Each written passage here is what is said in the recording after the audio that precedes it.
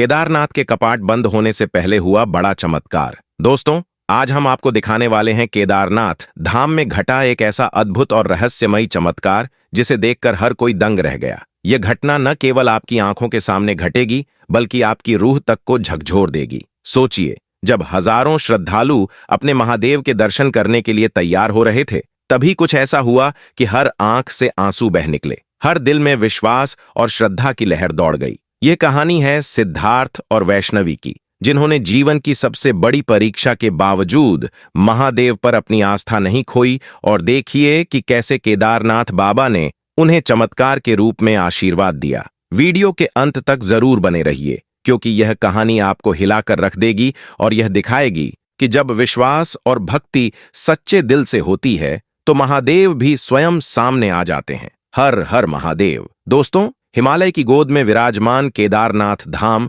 सदियों से अनगिनत रहस्यों को अपने भीतर समेटे हुए है। यह कोई सामान्य मंदिर नहीं है, बल्कि एक ऐसा आध्यात्मिक केंद्र है जो हर साल प्राकृतिक आपदाओं का सामना करते हुए भी अपने भक्तों को दर्शन देने के लिए निर्धारित समय पर खुलता और बंद होता है। कहा जाता है कि जब पांडव अपने पापों के प्रायश्चित हेतु महादेव की खोज में निकले, तब महादेव उनसे क्रोधित थे और उन्होंने खुद को इसी हिमालय की गोद में छुपा लिया था। उसी स्थान पर आज जो केदारनाथ धाम में शिवलिंग पूजा जाता है, वही प्रकट हुआ। लगभग 3000 मीटर की ऊंचाई, कठिन पहाड़ियां और बर्फीली हवाओं के बीच यहां इंसान की सांसें भी थम सी जाती हैं। अब कल्पना कीजिए कि हजारों वर्ष पहले इस मंदिर का निर्माण किस प्रकार संभव हुआ होगा। जहां आज एक व्यक्ति अपने हाथ में केवल पानी की बोतल लेकर लगभग 20 किलोमीटर की चढ़ाई करता है, वहां हजारों वर्ष पूर्व लोगों ने विशाल पत्थरों को बिना किसी आधुनिक सहारे,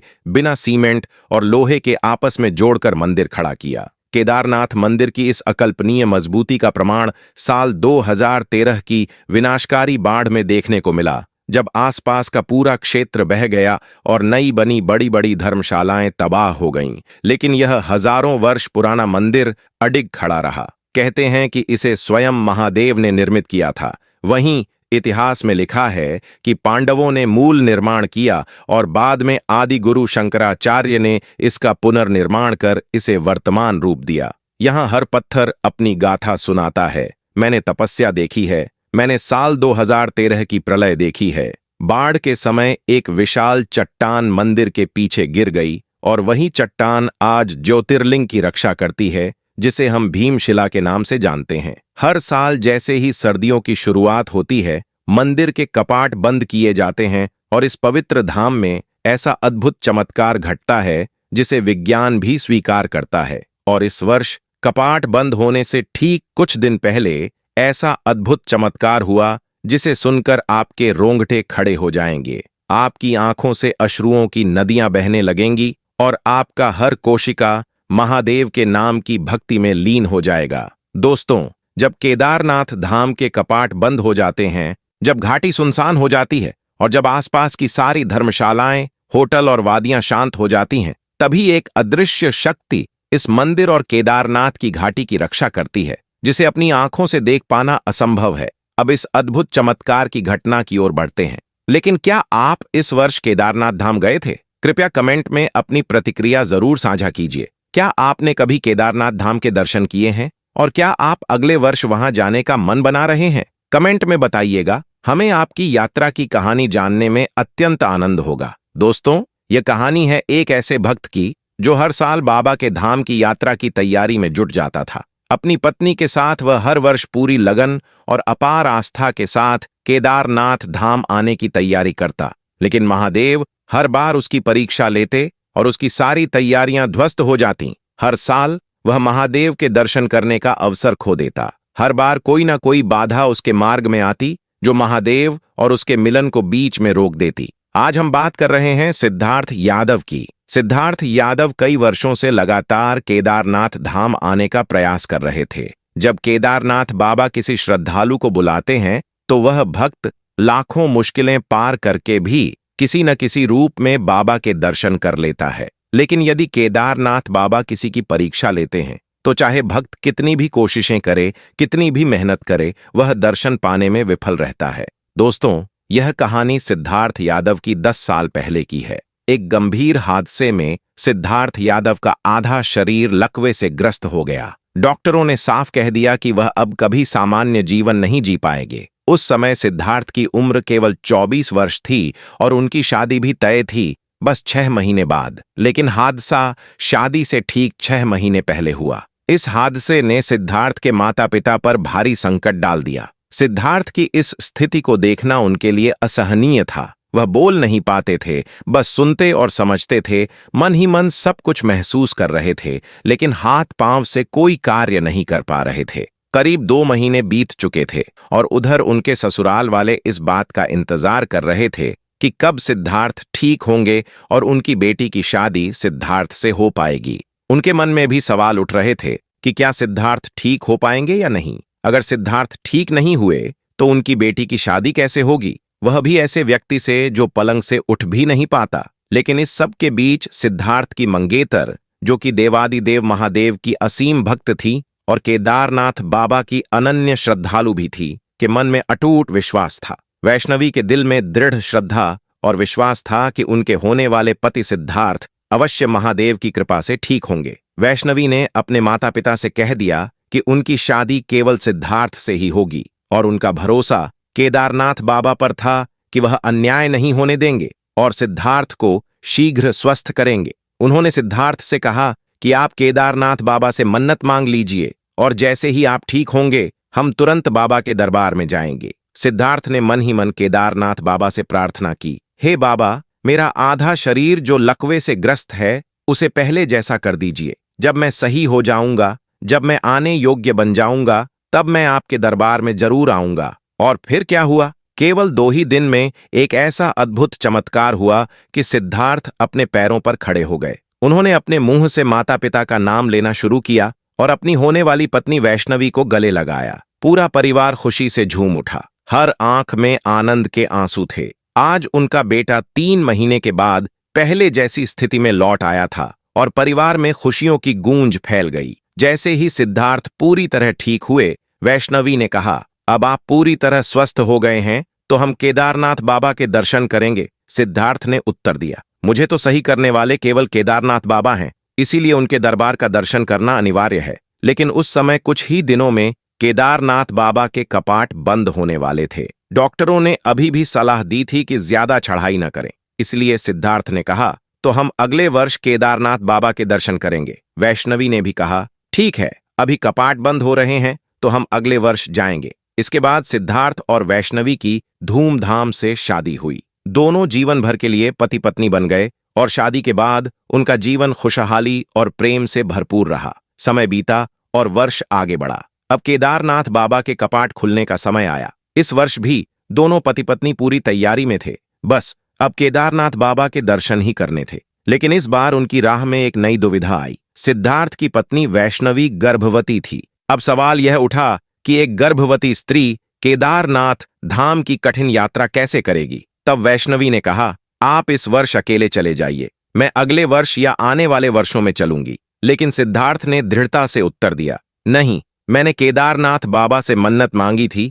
कि हम दोनों साथ जाएंगे। भले इस वर्ष न जाएं, लेकिन अगले वर्ष अपने बच्चे के साथ अवश्य जाएंगे। वैष्णवी के मन में एक गहरी दुविधा उठी। उसने केदारनाथ बाबा से प्रार्थना की, हे बाबा, यह कैसी परीक्षा है, यह कैसी दुविधा हमें दे रहे हो। खैर, समय धीरे धीरे बीतता गया। वैष्णवी ने एक सुंदर कन्या को जन्म दिया। कन्या धीरे धीरे बड़ी हुई और अगला वर्ष आया। इस वर्ष केदारनाथ बाबा ने फिर से सिद्धार्थ की परीक्षा ली। जब सिद्धार्थ धाम के दर्शन के लिए जाने की तैयारी कर रहे थे तो उनकी बच्ची अभी छोटी थी। इतनी छोटी बच्ची को कैसे केदारनाथ धाम ले जाया जाए, और बच्ची अक्सर बीमार रहती थी। इसलिए सिद्धार्थ ने कहा, हम कपाट बंद होने के 6 महीने बाद ही यात्रा पर विचार करेंगे। लेकिन जैसे ही कपाट बंद होने का समय आया, कुछ और चुनौतियां आ खड़ी हुईं। इस तरह यह वर्ष भी बीत गया। अगले वर्ष सिद्धार्थ ने पूरी तैयारी कर ली। उन्होंने मन में ठान लिया कि इस बार तो अवश्य केदारनाथ बाबा के दर्शन करेंगे। लेकिन इस वर्ष भी एक नई चुनौती आई। सिद्धार्थ की माता जब यात्रा की तैयारी कर रही थीं,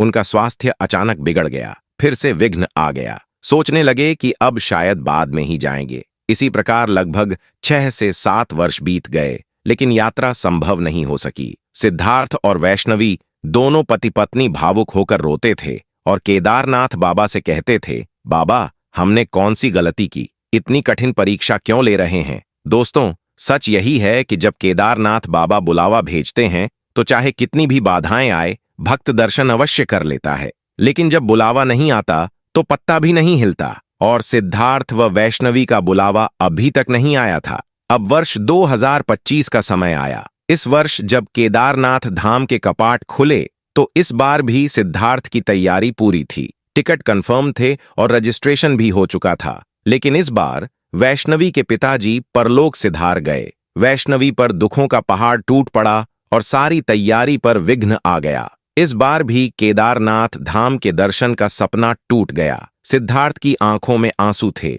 वह अपने मन में कहते थे, बाबा यह कैसी परीक्षा है। आखिर क्यों हर वर्ष कोई ना कोई विघ्न आता है। आखिर क्यों हमारे लिए बुलावा नहीं भेज रहे हैं। लेकिन इस वर्ष बुलावा आना ही था। अक्टूबर का महीना लग चुका था और कपाट बंद होने में मात्र 20 दिन शेष थे। तभी सिद्धार्थ के सपनों में केदारनाथ बाबा ने दर्शन दिए और कहा, तेरे लिए बुलावा भेज दिया है, फटाफट आजा, वरना मेरे कपाट बंद हो जाएंगे। जितनी जल्दी हो सके अपनी पत्नी और अपनी बच्ची को लेकर आजा। सिद्धार्थ ने देर नहीं की। वह तुरंत तैयारी में लग गए। इस बार उन्होंने न तो कोई रिजर्वेशन करवाया, न ही रजिस्ट्रेशन किया। उन्होंने बस अपने मन पर भरोसा किया और सीधे ट्रेन में अपनी पत्नी वैष्णवी और अपनी 4 साल की बच्ची को लेकर निकल पड़े। महादेव की कृपा से ट्रेन में उन्हें जगह मिल गई और पूरे आराम से वे हरिद्वार पहुंचे। हरिद्वार से उन्होंने बस पकड़ी और सोनप्रयाग की ओर बढ़ चले। रास्ते में मौसम शानदार था और तीनों, सिद्धार्थ, वैष्णवी और उनकी बच्ची के मन में एक नई ऊर्जा और उत्साह की भावना जाग उठी। गौरीकुंड पहुंचते ही उन्होंने अपनी कठिन यात्रा की शुरुआत की। लेकिन जैसे ही केदारनाथ बाबा इतने वर्षों की मन्नतों के बाद बुलाते हैं, कोई न कोई परीक्षा तो इस बार भी अवश्य होती। आखिर केदारनाथ बाबा किसी को इतनी आसानी से दर्शन नहीं देते। रास्ते में श्रद्धालुओं की संख्या बहुत कम थी, क्योंकि अब मौसम धीरे धीरे ठंडा हो रहा था। घोड़े खच्चर वाले यात्रियों का इंतजार कर रहे थे और दुकानें भी बहुत कम खुली थीं। सिद्धार्थ अपनी पत्नी वैष्णवी और अपनी छोटी 4 साल की बच्ची को कंधे पर उठाकर कठिन चढ़ाई कर रहे थे। रामबाड़ा से आगे बढ़ते हुए मौसम और खतरनाक हो गया। अचानक बर्फबारी शुरू हो गई, जिससे वातावरण में नमी और बढ़ गई। ठंड इतनी बढ़ गई कि शरीर मानो जमने लगा। छोटी बच्ची गोद में थी, शाम हो चुकी थी और केदारनाथ बाबा बस कुछ ही दूरी पर थे। सामने मंदिर दिखाई देने लगा और दोनों की आंखों में आंसू बहने लगे। सिद्धार्थ और वैष्णवी अपने मन में बस यह सोच रहे थे, बाबा इतने सालों के बाद आपने हमें आखिरकार बुला ही लिया। वे ठंड से कांपते हुए मंदिर की ओर बढ़ रहे थे, मन में यह दृढ़ विश्वास लिए कि अब दर्शन अवश्य होंगे। लेकिन तभी एक ऐसी घटना हुई जिसकी कल्पना उन्होंने कभी नहीं की थी। जैसे ही सिद्धार्थ ने अपनी बच्ची को गोद से उतारा, उन्होंने देखा कि बच्ची हिलडुल तक नहीं रही थी। सिद्धार्थ ने उसे हिलाने की कोशिश की, लेकिन बच्ची का शरीर पूरी तरह ठंडा पड़ चुका था। उसका चेहरा हरा सा पड़ गया और हाथ पांव जमने लगे थे। सिद्धार्थ और वैष्णवी के लिए यह दृश्य अत्यंत भयावह था। उन्होंने आसपास अस्पताल खोजा, लेकिन वहां कोई नहीं दिख रहा था। माता पिता घबराकर अपनी बच्ची को बचाने की कोशिश में जुट गए। उन्होंने डर के मारे अपनी बच्ची की स्थिति समझने की पूरी कोशिश की। क्या कहीं उनकी बच्ची के साथ कोई अनहोनी घटना घट गई? उनके मन में भय और चिंता की भावना हावी हो गई। चारों ओर ठंड और बर्फ के बीच यह दृश्य और भी भयानक लग रहा था। सिद्धार्थ अपनी बच्ची को देखते हुए सोच रहे थे कि कैसे वह उसे सुरक्षित मंदिर तक पहुंचा पाए। वैष्णवी अपने मन में केदारनाथ बाबा से प्रार्थना कर रही थी कि उनका परिवार सुरक्षित रहे। ठंडी हवाओं और बर्फ के बीच जैसे जैसे वे आगे बढ़े, उनका साहस और विश्वास कम होने लगा। लेकिन मन में एक मजबूत आशा थी कि महादेव उन्हें सुरक्षित रखेंगे। जब सिद्धार्थ और वैष्णवी थोड़ा और ऊपर बढ़े तो मंदिर के पास ही एक छोटा सा चिकित्सालय दिखाई दिया। दोनों तुरंत अपनी बच्ची को वहां लेकर गए। डॉक्टर ने बच्ची की जांच की, उसे हिलाया डुलाया, हर चीज देखी और फिर गंभीर स्वर में कहा, माफ करिए, आपकी बच्ची अब इस दुनिया में नहीं रही। यह शब्द सुनते ही दोनों पति पत्नी की दुनिया जैसे एक पल में ही अंधकार में डूब गई। सिद्धार्थ और वैष्णवी फूट फूट कर रोने लगे। केदारनाथ धाम के द्वार पर ही ऐसा मातम फैल गया कि वहां मौजूद हर व्यक्ति का दिल भारी हो गया। दर्शन से पहले ही उनके जीवन से सब कुछ छीन लिया गया था। इसी दौरान वहां एक साधु प्रकट हुए। साधु ने पूछा, बच्ची को क्या हुआ? वैष्णवी ने आंसुओं भरी आवाज में कहा, देखो, मेरी बच्ची का क्या हाल हुआ? बाबा के दरबार पर ही मेरी बच्ची मुझसे छीन ली गई। साधु ने गंभीरता से उत्तर दिया, देने वाला भी वही है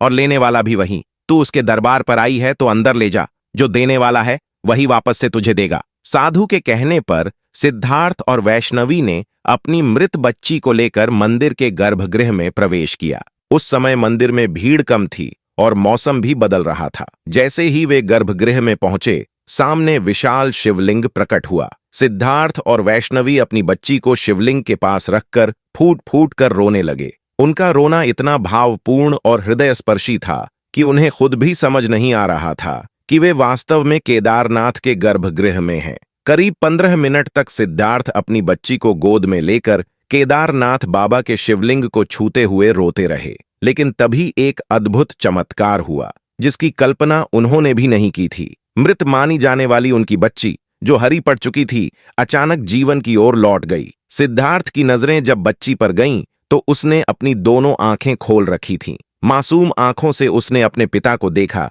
जैसे पूछ रही हो, पापा क्या हुआ? आप इतना क्यों रो रहे हैं? उसने अपने छोटे छोटे होंठ हिलाए और धीरे धीरे कहा, पापा मैं ठीक हूं। ये शब्द सुनते ही सिद्धार्थ और वैष्णवी के शरीर में से अद्भुत ऊर्जा दौड़ गई। उनकी आंखों से झरझर आंसू बहने लगे। वे समझ नहीं पा रहे थे कि यह सपना है या सच्चाई। वैष्णवी ने अपनी बच्ची को अपनी गोद में उठाया, उसका चेहरा चूमा और जोर जोर से रोते हुए कहा, बाबा ये कैसा चमत्कार है? आपने मेरी बच्ची को मुझे वापस लौटा दिया। गर्भगृह में खड़े सभी पुजारी और श्रद्धालु इस अद्भुत दृश्य को देखकर स्तब्ध रह गए। हर किसी की आंखों में विश्वास और श्रद्धा की चमक दिखाई दे रही थी। यह दृश्य केदारनाथ बाबा की असीम कृपा और अद्भुत चमत्कार का जीता जागता प्रमाण बन गया। कोई भी अपनी आंखों पर विश्वास नहीं कर पा रहा था। एक पल पहले जो बच्ची मृत मानी जा रही थी, अगले ही पल वह हंस रही थी, बोल रही थी और अपने माता पिता के आंसू पोंछ रही थी। वहां मौजूद एक वृद्ध पुजारी ने कहा, यह बाबा केदारनाथ की अद्भुत लीला है। ये कोई सामान्य घटना नहीं है। यही वही महादेव हैं जो भक्त की अटूट आस्था को कभी व्यर्थ नहीं जाने देते। उसी समय गर्भगृह में आरती की तैयारी शुरू हो गई। घी के दीपक जलाए गए, डमरू और शंख की गूंज पूरे वातावरण में फैल गई। सिद्धार्थ, वैष्णवी और उनकी बच्ची शिवलिंग के पास खड़े हो गए। सभी श्रद्धालुओं के स्वर एक साथ गूंजने लगे, हर हर महादेव। गर्भगृह का माहौल शिवमय हो गया। सिद्धार्थ अपनी बच्ची को सीने से लगाए लगातार रो रहे थे, पर अब उनके रोने में दर्द नहीं था। उसमें केवल आनंद, कृतज्ञता और महादेव के प्रति अटूट भक्ति की भावना थी। उनकी आंखों से बहते आंसू मानो सीधे महादेव के चरणों को शुद्ध कर रहे हों। वैष्णवी ने अपनी बच्ची के माथे पर तिलक लगाया और कहा, बाबा यह चमत्कार मैं जीवन भर नहीं भूलूंगी। ठीक उसी समय वह साधु जिसने बाहर कहा था, जा अंदर ले जा, गर्भगृह के द्वार पर प्रकट हुआ। उसकी आंखों में तेज चमक थी। वह मुस्कुराया और बोला, कहाँ था ना, देने वाला वही है जिसने लिया था, वही लौटाता भी वही है। जब सिद्धार्थ और वैष्णवी ने उस साधु की ओर देखा तो उनके पांव जैसे जमे रह गए। साधु का रूप बदलने लगा। उसके माथे पर त्रिपुंड उभर आया, जटाएं स्वयं फैलने लगीं और उसकी आंखों से प्रकाश की किरणें फूटने लगीं। यह कोई सामान्य साधु नहीं था। सिद्धार्थ कांपते हुए बोला, महादेव। उसी क्षण वह साधु मुस्कुराया, हाथ उठाया और कहा, भक्त तेरी परीक्षा पूरी हुई। तूने विश्वास नहीं छोड़ा, इसलिए मैंने तुझे अपना साक्षात दर्शन दिया। यह कहकर वह साधु अचानक ओझल हो गया। गर्भगृह में दिव्य सुगंध फैल गई। सभी श्रद्धालु नतमस्तक हो गए। डमरू की गूंज पूरे गर्भगृह में उठी। हर हर महादेव। पूरा केदारनाथ धाम उस क्षण जैसे ठहर गया। बर्फबारी बंद हो गई और आकाश में अचानक प्रकाश फैल गया, मानो कैलाश से सीधे उजाला उतर आया हो। उस प्रकाश में सिद्धार्थ, वैष्णवी और उनकी बच्ची को ऐसा महसूस हुआ कि समय स्थिर हो गया है। वे तीनों बस हाथ जोड़कर महादेव के समक्ष खड़े रहे। आरती समाप्त हुई। पुजारी उनके पास आए और बोले, तुम्हारा परिवार अब बाबा के संरक्षण में है। तुम्हारे जीवन में अब कभी अंधकार नहीं आएगा। जिस बालिका को शिव ने अपने आशीर्वाद से पुनर्जीवित किया है, उसका जीवन स्वयं महादेव के सानिध्य में रहेगा। यह सुनकर सिद्धार्थ और वैष्णवी ने अपनी बच्ची की ओर देखा। बच्ची अब पूरी तरह सामान्य थी, मुस्कुरा रही थी और अपनी छोटी छोटी बाहें अपने माता पिता के गले में डाल रही थीं। उस रात सिद्धार्थ, वैष्णवी और उनकी बच्ची केदारनाथ की धर्मशाला में ठहरे। बाहर हल्की बर्फबारी हो रही थी। वैष्णवी ने अपनी बच्ची को गोद में उठाते हुए कहा, देखो सिद्धार्थ, आज बाबा ने हमारे 7 सालों का इंतजार मात्र एक पल में सार्थक कर दिया। सिद्धार्थ ने गंभीरता से उत्तर दिया, हाँ, अब मुझे समझ आया कि उन्होंने हमें इतने वर्षों तक क्यों रोका। हर बार बाबा हमारी श्रद्धा और विश्वास की परीक्षा ले रहे थे, और आज जब हमने सब कुछ खो देने के बाद भी भरोसा नहीं छोड़ा, तब बाबा ने स्वयं आकर सब कुछ लौटाया। सुबह का सूरज बर्फ से ढकी चोटियों पर उगा और मंदिर का दृश्य और भी दिव्य प्रतीत होने लगा। घंटियों की मधुर गूंज दूर दूर तक फैल रही थी। सिद्धार्थ ने अपनी बच्ची को मंदिर की सीढ़ियों पर बैठाया और कहा, बेटा, याद रखना, यह जीवन महादेव ने तुम्हें लौटाया है। इसे सच्चाई, भक्ति और सेवा में लगाना। बच्ची ने मासूम मुस्कान के साथ कहा, पापा, मैं रोज हर हर महादेव बोलूंगी। उस दिन सिद्धार्थ, वैष्णवी और उनकी बच्ची ने मंदिर में विशेष पूजा की। पुजारियों ने उन्हें बाबा के आशीर्वाद से पुनर्जन्म प्राप्त भक्त कहकर सम्मानित किया। वहां उपस्थित हर व्यक्ति उस अद्भुत चमत्कार को अपने कैमरे में, अपनी आंखों में और अपने दिल में कैद कर रहा था। कोई रो रहा था, कोई हंस रहा था और कोई बस हाथ जोड़कर खड़ा था, क्योंकि वे सब जानते थे कि यह किसी कथा का हिस्सा नहीं, बल्कि शिव की साक्षात कृपा का प्रमाण है। शाम होते होते तीनों परिवारजन नीचे उतरने लगे। रास्ते भर बर्फ गिर रही थी, लेकिन उनके दिलों में केवल गर्मी थी, विश्वास की, प्रेम की और भक्ति की। हर कदम पर सिद्धार्थ को वही साधु याद आ रहा था, जिसकी मुस्कान में स्वयं महादेव का आशीर्वाद छिपा था। जब वे गौरी कुंड पहुंचे, सिद्धार्थ ने आकाश की ओर देखकर कहा, बाबा, आपने साबित कर दिया कि जो मन से पुकारते हैं उसकी आवाज आप तक जरूर पहुंचती है। आप देर करेंगे, पर अंधेरे में दीपक बनकर अवश्य आएंगे। कई दिन बाद जब वे अपने घर लौटे तो गांव भर में उनकी कथा फैल गई। लोग आने लगे उस बच्ची को देखने और उस चमत्कार को सुनने जो केदारनाथ धाम में घटा था। सभी कहते, यह बच्ची बाबा केदारनाथ का वरदान है। सिद्धार्थ हर मिलने वाले को यही कहते, अगर जीवन में कभी अंधेरा लगे तो केदारनाथ बाबा को पुकारो, वे जरूर आएंगे। देर करेंगे, लेकिन अंधेरे में दीपक बनकर अवश्य आएंगे। और आज भी जब केदारनाथ के कपाट बंद होने का समय आता है, पुजारी उस घटना का जिक्र करते हैं। कहते हैं, यह वही वर्ष था जब बाबा ने अपने भक्त को मृत्यु से जीवन का वरदान दिया था। मंदिर के पीछे भीमशिला के पास एक पत्थर पर लिखा है, जहां आस्था अडिग होती है, वहां स्वयं महादेव प्रकट होते हैं। दोस्तों, यह अद्भुत चमत्कार आज भी केदारनाथ के कई स्थानीय लोग याद करते हैं। कई यात्रियों ने उस रात के बाद मंदिर के ऊपर एक दिव्य प्रकाश देखा था, जो कुछ ही क्षणों के लिए पूरे आकाश में फैला और फिर अचानक गायब हो गया। कहते हैं, वह प्रकाश स्वयं महादेव की उपस्थिति और कृपा का प्रतीक था। तो दोस्तों, जब भी आप केदारनाथ धाम जाएं, केवल दर्शन तक सीमित न रहें। वहां की ऊर्जा, उस विश्वास और भक्ति को अनुभव करें जो सिद्धार्थ और वैष्णवी ने महसूस की थी। क्योंकि जब श्रद्धा और विश्वास सच्चे दिल से होते हैं तो पत्थर भी भगवान बन जाता है, और जब महादेव प्रसन्न होते हैं तो मृत भी जीवित हो उठता है। आश्चर्य और चमत्कार का मार्ग प्रशस्त होता है। क्या आपने भी अपने जीवन में कभी ऐसा चमत्कार देखा है,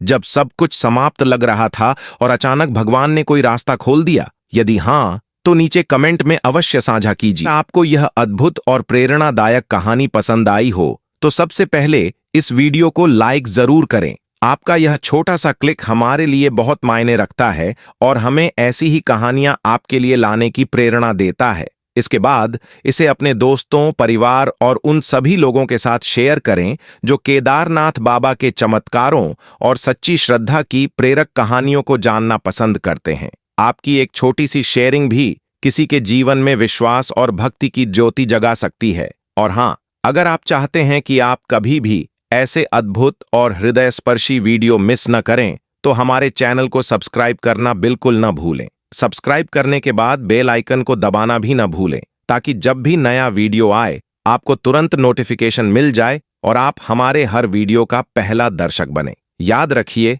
केदारनाथ बाबा जैसी अद्भुत लीला और चमत्कार हमेशा हमारी श्रद्धा और विश्वास से ही जुड़े हैं। इसलिए इस कहानी को केवल वीडियो के रूप में न देखें, बल्कि इसे अपने जीवन में विश्वास और भक्ति की प्रेरणा के रूप में अपनाएं। अपने मन में यह दृढ़ करें कि जैसे सिद्धार्थ और वैष्णवी ने हर विपरीत परिस्थिति में भरोसा नहीं छोड़ा, उसी तरह हम भी अपने जीवन में महादेव की कृपा पर विश्वास बनाए रखें। कमेंट में हमें बताएं कि आपको यह चमत्कार कैसा लगा और आपके जीवन में कभी कोई ऐसा अनुभव हुआ है या नहीं। हम आपके अनुभवों को भी साझा करना चाहेंगे। और दूसरों तक पहुंचाना चाहेंगे। याद रखिए, आपकी प्रतिक्रिया और प्यार हमारे लिए बहुत मायने रखते हैं। हर हर महादेव।